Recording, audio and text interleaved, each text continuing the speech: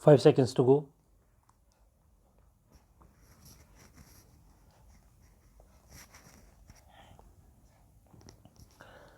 Start. It is very important to have sports in life for perfection in life. There was a time when sports was not considered mainstream. Parents also considered indulging in sports as wastage of life. Now there is a new awareness about fitness and sports. We have seen and felt this in the Olympics. This change is a big turning point for us. That is why we need to speed up and expand the campaign that is going on in the country for infusing talent, technology, and professionalism in sports. It is a matter of pride for the country that our daughters are performing in an unprecedented manner in the fields of education, sports, boards results, or Olympics. Today, daughters are rearing to occupy their place. We have to ensure that women have equal partnership in every career and workspace. We have to ensure that they feel safe from roads to the workplace and everywhere. There should be a feeling of respect for them, and in this, the government, administration, police, and justice system will have to perform their duty 100%. We have to make this resolution the resolution of the 75 years of independence. Today, I am sharing good news with the countrymen. I used to get lakhs of messages from our daughters that they want to study in the Sainik schools. The doors of the schools should be opened for them. We did a pilot project in the Sainik School of Mizoram 2.5 years ago by giving admission to our daughters. Now the government has decided that all the Sainik schools will be open for the girls. Daughter too will study in all the Sainik schools of the country. Environmental security is getting the same importance in the world as national security. Today, India is a vibrant voice of environmental security, whether it is biodiversity or land neutrality, climate change, or waste recycling, organic farming, or biogas, energy conservation, or clean energy transition. India's efforts in environment are giving results today. Increase in forest cover, number of national parks, increase in number of tigers and Asiatic lions are a matter of happiness for the countrymen. Among all these successes, one truth needs to be understood. India is not yet energy independent. India today spends more than 12 lakh crore rupees annually for importing energy. For India's progress and to build a self reliant India, India's energy independence is the need of the hour. Therefore, today, India has to make a resolution to make India energy independent before the completion of 100 years of independence, and our roadmap is very clear for the same. It should be a gas based economy. There should be a network of CNG and PNG across the country. There should be a target of 20% ethanol blending. India is moving ahead with a set goal. India has also made a move towards electric mobility, and the work on 100% electrification of railways is also progressing at a fast pace.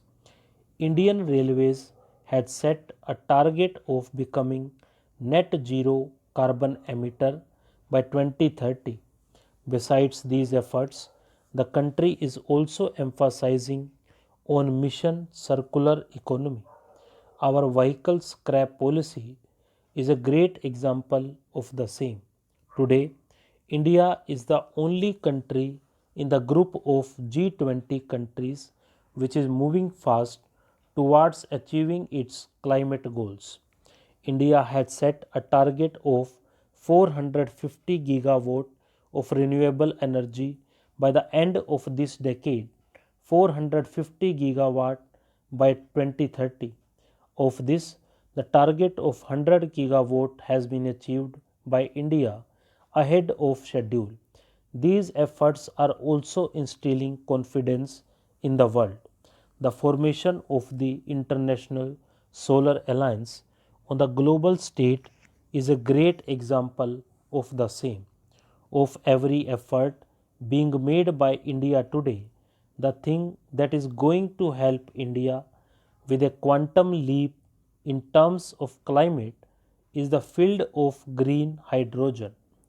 To achieve the goal of green hydrogen, I am announcing the National Hydrogen Mission today with this tricolor as a witness. We have to make India a global hub for green hydrogen production and export in the Amrit Kal. This will not only help India to make a new progress in the field of energy self reliance but will also become a new inspiration for clean energy transition all over the world. New opportunities from green growth to green job are opening up today for our startups and youth. My dear countrymen, today the 21st century India has the ability to create and achieve big goals as well. Today, India is also solving those subject areas which were hanging fires for decades and centuries, be it a historic decision to abrogate Article 370, introduction of GST, a system that frees the country from the web of taxes, a decision regarding one rank, one pension for our military friends, a peaceful solution to the Ram Janambhoomi issue. We have seen it come true in a few years. India's willpower is realizing all the resolutions, whether it is the Bru-Riang agreement in Tripura after decades, constitutional status to the OBC, commission of the BDC and DDC elections in Jammu and Kashmir for the first time since independence.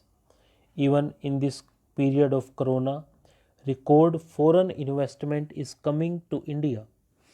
India's foreign exchange reserves are also at an all time high. India has also given the message of the might of New Zealand to the enemies of the country by carrying out surgical and air strikes. It shows that India is changing. India can change. India can take the toughest decisions and it does not hesitate and stop in taking even the toughest decisions. My dear countrymen, the nature of global relations has changed after the Second World War. There is a possibility of a new world order post Corona. The world has seen and appreciated India's efforts during Corona. Today, the world is looking at India from a new perspective. There are two important aspects of this perception. One is terrorism and the other is expansionism. India is fighting both these challenges and is also responding strongly in a restrained manner. Our defense preparedness has to be equally strong if India has to fulfill its obligations properly. We are making constant efforts to provide new opportunities to our hardworking entrepreneurs and to encourage Indian companies to make the country self reliant in the field of defense. I assure the country that we will leave no stone unturned to strengthen the hands of our forces engaged in the defense of the country. Stop.